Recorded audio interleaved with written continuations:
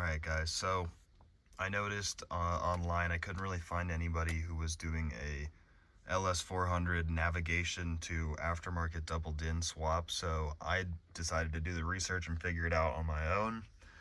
So I'm going to do this video to document how to do it on these cars. So if you have a 98, 99, or 2000 LS400 with the nav, this is going to help you out a lot. So things you're going to need for this swap, just right off the bat, you're going to need a 98 through 2000 climate control piece here.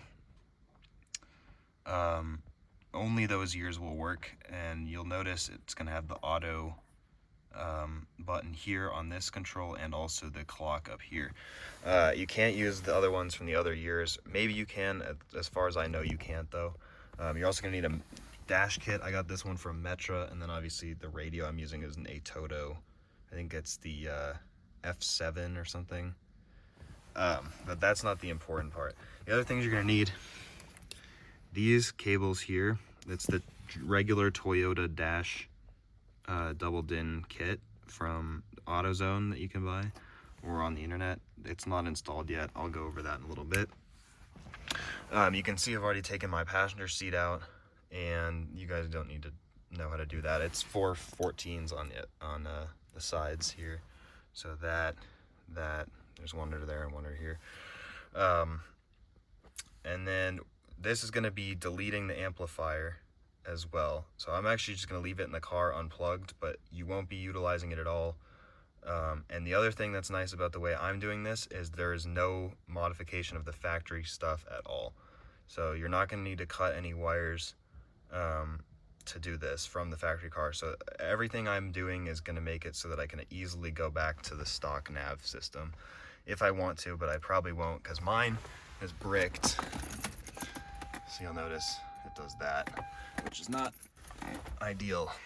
So yeah, let's get to it. So first step in this process is going to be remove this center console piece here and these air vents. Now I forgot to mention before, if you're doing this swap from the nav, you're going to need to buy the air vents, which I did not get. The reason why is because on the non-nav system, this is about twice as thick, this wood trim piece, and so if you don't have it, there will be like a centimeter gap. I'm just going to put like some weather stripping tubing in there, or I'll make a wood piece, but these are like $200 on eBay, and I just didn't want to buy it because it's kind of a dumb piece. But if you want this to look totally factory, you'll need that vent piece. But anyway, to get this out, I'm not going to start the car, turn it on, so I'm just going to pull this little piece here, and then there's a button to release the shift lock mechanism. You can put it into neutral or the furthest lowest gear, whatever. And then let me just get this back in here. I think I have it in the wrong way. All right, and then simply just grab a screwdriver, and you're just gonna have to pry up on the sides of this, and it's not gonna break. It'll feel like it might, but these are actually super thick, and I wouldn't have to worry about it. All right, this will just pull up and pop up around this shifter piece here, like that, and then this pulls back to detach it from the dash. Kind of wiggle it a little bit. It's hard for me to do this because I'm doing it with one hand. Open the center console here, and then just like that. All right. And there's 3 plugs on the back here. You have this top one for the heated seats. You're gonna have this one for the VSC, and then you're gonna have the bottom one for the cigarette lighter. All right, so now that that is out, there's going to be a bit of a trick for this to get this vent out. So there's actually, I'm not going to be able to really show it. Maybe you can kind of see it on the left there. So there's a tab on each side of this vent, and you need to pop that tab out so that you can get the vent out. If you don't, it will just break. I'm going to try to show this if I can. I'm going to wedge this in here, and so that I can pry at the same time. And you can see, let me try to get a flash on this really quick. All right, so notice that thing that looks like a staple. I'll shove my screwdriver in there. That right there. You're gonna have to pull this out. to release it, and that's it. So do that on both sides, and then it will come out. I don't really know that I can show this, but I'm gonna try here.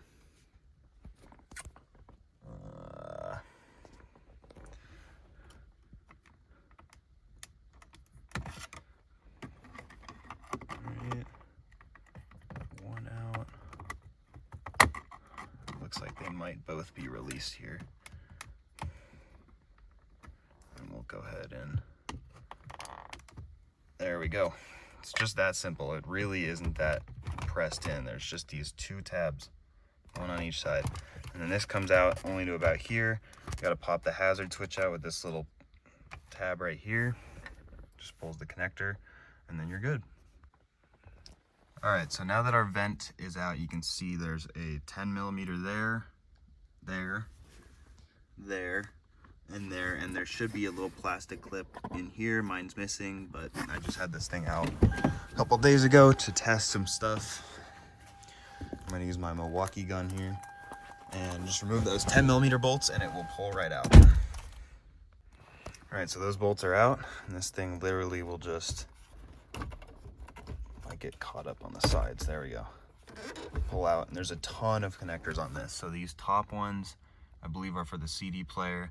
Those are all for the climate control, and then there's a couple on the bottom as well. And those are easy, obviously. Just pop them out. Be a little more careful with the climate control ones because they kind of matter. So I'm gonna actually do those off camera before I break them. All right, so those two are out on the top. Those three are out for the climate control. All you have left are, there's an antenna here, and then there's a separate one as well. I'm not sure what that's for. And then you have 3 more plugs for the radio. All right, so our nav is out right there. And you see we have this empty dash. So now I already built my new radio with the Metra kit I have. I'll link everything in the description below from where I got it, at least parts-wise. Now, here's where I'm going to explain some of the technical aspects of this. So, I'm not going to be using any of these connectors back here, except for the climate control ones, obviously. So, I figured out the amplifier has these 2 plugs here. Now, this one is just speakers, and this one has some of the speakers, and it also has ignition and constant battery power. I have a diagram, actually, for those of you who are looking for this. It's in Japanese, but you can Google Translate it. I'll put it up on the screen as well. But you'll notice you don't even need to translate it. You can see this is H60, here is this pin, or this plug, which is this big one here on that side. And that has front right plus, front right minus, front left plus, and front left minus. So as 1, 5, 2, and 6. So it's these 4 right here. So it's going to be these 4 pins, or I believe it's going to be these 4 right here that you can see. So those are the ones you're going to be using for the speakers on the front, and these ones, which is this second plug here, is H59, 1, 3, 2, and 6, 1, 3, 2, 6. Now, quick intermission. The Toyota kit already comes with these pre-pinned out correctly. Let me focus the camera here. So this should be plug and play. You just need to solder those in, basically. And then, yeah, 1, 3, 2, 6, rear right plus, rear right minus, left plus, left minus. So it's that simple. And then you might be wondering, what about my tweeters? Well, those are directly tied into the door card speakers, so you don't have to worry about wiring those in. This won't utilize the factory subwoofer. If you want to do those, that's 4 and 5 on H53. You can repin those. And I'm not sure if it'll work or not, to be honest, but I'm just going to delete it because I'm going to put an aftermarket sub in this later. I was able to find this diagram on a Club Lexus forum, so just citing my sources there, I suppose. What I'm going to do for this, because obviously you notice these connectors are up here and these ones are down here. Well, I went to Home Depot and I bought some 16 gauge wire here, and I'm actually just going to do it the hard way, and I'm going to run 8 wires down, and that'll that'll be that. Or actually I think 10, because I forgot to mention this before as well. But on H60, which is this original plug here, you've got, this is, I Google translated it with my camera, and so I think pin 4 is constant power and 12 is ignition. I'll double check that obviously before I do it. See 4 and 12 here. I know it looks like 10, but that's actually 12. Yeah, fairly simple. So I'll run those 2 wires down there for that, and then I'm just gonna run a ground to this, wow, this really won't focus, to this bolt here. Sorry, it's up here. Everything else is pretty straightforward, so it's really not that hard. You will have to make your own harness, I say. I'm literally just gonna cut this up into sections. They're probably gonna be about 3 or 4 foot sections. You might need another one. This is a 24 feet. I bought an extra one just in case. It's gonna suck, it's gonna be tedious. I'm gonna have to go one at a time and run them all down to this section here, and then these plugs, and that'll be that. So these plugs will plug right in here. They're plug and play, and then solder out to those ends, run it all the way back under the dash, and then I'll solder it onto my connections to the radio. All right, actually, quick intermission. As I'm editing this, I'm realizing it's not very clear. I'm kind of like rambling a lot. So I'm gonna show you essentially what I meant was, all you're doing is extending these 2 plugs up behind the dash. That's the whole point of that wiring harness that you're making. You're not actually doing anything different. You're literally just taking these, where is it? These 2 plugs here are the ones I just showed you, and you're literally just running them up under the center console behind the dash, and then you'll solder those ends to the radio as you would in any other car. Most cars you would literally just need these 2 plugs. You'd solder them onto the harness that comes with the radio, and then you're done. And this is essentially the same thing, except we're just running it a much further distance because we have to bypass this amplifier. So hopefully that helps. Back to the video. And then it should be totally good, and then you don't have to cut any wires. These will just all be left in here. I'm not going to cut them out because in case I end up putting a nav back in here eventually if I sell the car or whatever. Yeah, so hopefully that helps. I'll kind of update you guys as it goes, but I'm just going to get right to it, and I'll see you guys when I see you.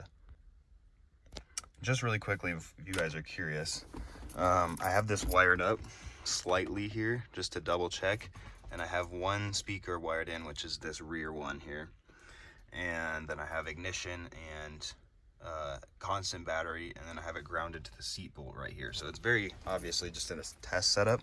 You can see it's not on. Hit my key here, it'll boot up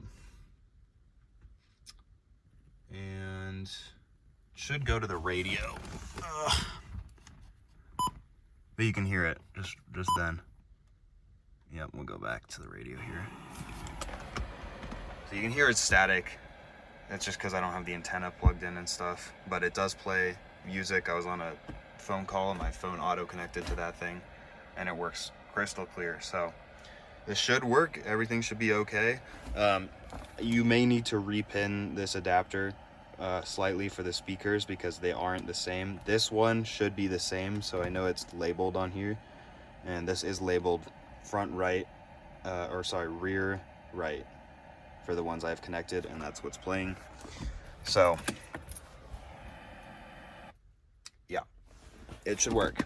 And I think this one needs to be repinned, but obviously it's not like you're going to use all of these wires anyway. You're just going to be using the speaker ones and the ignition and the constant battery, 12 volts. I'm not going to wire a dimmer in here because I don't know which one it is, and honestly I don't care to find out. I can just manually press the button every time, so it doesn't bother me enough to actually go through all this mess and figure out which one is the dimmer for the radio. So alright, so I ended up using 2 rolls of that 16 gauge. And here's our harness so far. It's pretty crude, but should work. Now, ooh, just popped that off. Did not mean to do that. Okay, so I did take apart my console here. It's pretty simple to do. So now it is free, basically. And I am going to try to run it under the carpet here so that it doesn't have this huge, thick spool here sticking out. So I did take the time to label these. Let's see if I can get it to focus here. There we go, front right, front left, all that. So I labeled them all. They're all good to go, so I can run this all the way up through there and all the way down through here, and then that way I solder it twice, so once onto the head unit adapter and once onto the Metra adapters for this. All right, so update. I've got these lower plugs soldered in using my diagram over there, and we've got this one, it's all stripped and ready to go. I just need to solder that to this plug here, and then she'll be ready to go. So I'm gonna go ahead and do that really quick and I'll get back to you guys. All right, so I skipped ahead a little bit here, but basically I routed the secondary piece here by just shoving it through. Everything ended up working out. So, and you can tell I don't have the climate control vent that I need. Don't worry about that. Because it has this huge gap, so I'll either put like a piece of rubber in here or I'll buy the actual one that I need. But yeah, and then I got all the wires tucked under there, and then I put this cover back on, but the amp is out. And then I think we're pretty much done. I can just put the seat back in. I didn't have to cut any wires for this, and it's been solid. So hope you guys enjoyed. Thanks for watching, and I hope this helped someone. If you have any questions, please let me know and leave them in the comments below, because I'll try to help. I'm sure I skipped over some stuff that's important, but for the most part, it's fairly simple. But yeah, oh yeah, when you first start up the car, by the way, just real quick, the climate control thing will flash on here because it recycles to see where everything is. So this will flash, it's not broken. It'll just flash for like 10-15 seconds and then it'll work. Yeah, all right. Let me know in the comments. Thanks for watching. Bye.